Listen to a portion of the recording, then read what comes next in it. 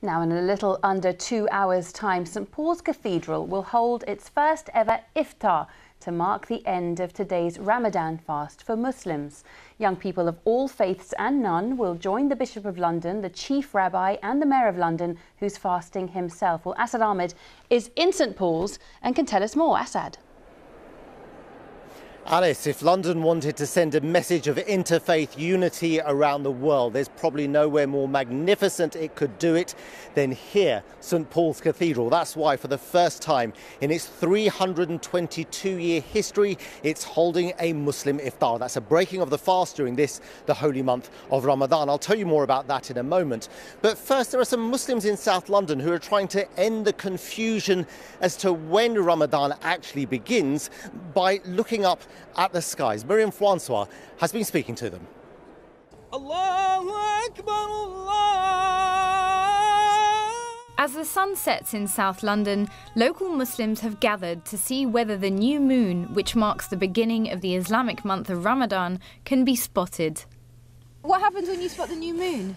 It's Ramadan. You get a lot of news saying it's fasting, it's Ramadan tomorrow, but we don't actually go out there and see it for ourselves. This is actually the first time for us actually coming to experience and see if we can sight the moon ourselves. The Islamic calendar is based on lunar visibility, meaning you have to see the new moon with your naked eye. And that's what all of the people who are gathered here today are hoping to do.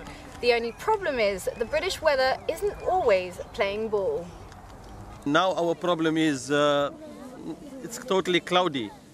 Sheikh Suleiman Ghani is the Imam at Purley Islamic Community Centre, which is getting ready to welcome worshippers for Ramadan.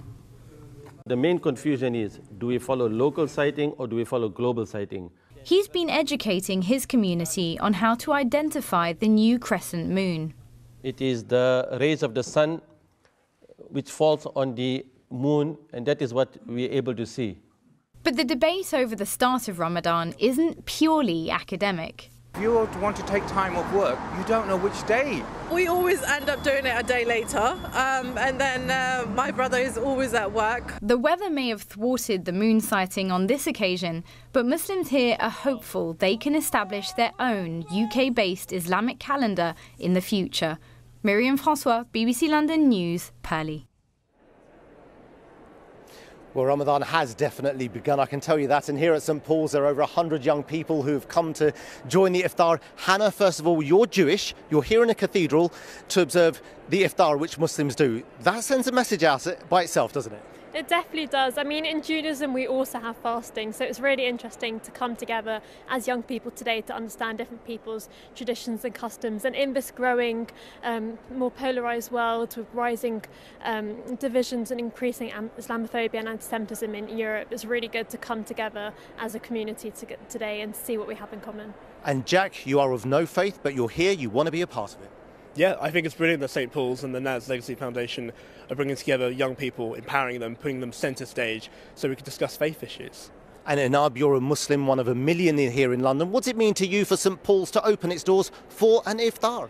It gives me so much strength. It makes me feel so empowered that we're here with different faith leaders, politicians, giving a message of strength and unity to the rest of the world. And Hardeep, you're here as a Sikh, a proud Sikh here, joining in too. Absolutely, very great pleasure to be here, and I think it's really important to partake in each other's cultural traditions. By doing so, we are able to understand each other better and move forward as a humanity. Certainly does. Bishop of London, you've heard what the young people have to say. You've opened your doors. Why was it so important you opened your doors this year? Well, everyone's welcome, but this represents London, people of all faith and of no faith, and it's just so important for us to understand what we have in common, but also celebrate our differences, and that's good for a cohesive London. And coming so close after what happened in Sri Lanka and New Zealand as well.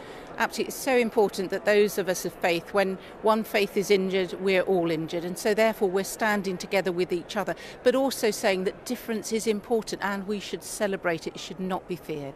That's wonderful. Bishop and young people, thank you so much for your time. Well, the Iftar, the breaking of the fast, takes place about 8:35, so the people here haven't got too long to wait, nor have the hundreds of thousands of Muslims across London. Back to you, Alice. Asad, enjoy the evening there. Thank you.